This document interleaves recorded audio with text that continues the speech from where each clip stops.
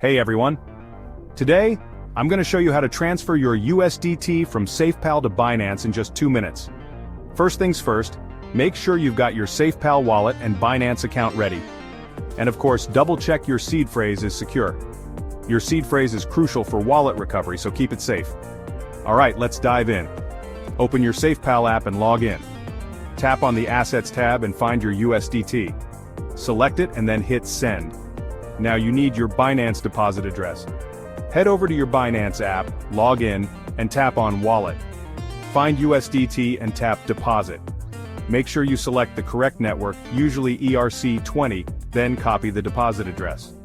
Back to SafePal. Paste the Binance deposit address into the recipient field.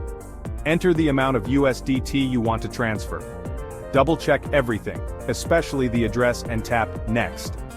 You might be asked to confirm the transaction with your seed phrase.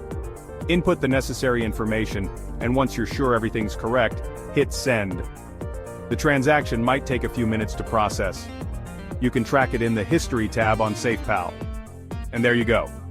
Your USDT is on its way to Binance. Remember, always double-check wallet addresses and enable 2FA to keep your crypto safe.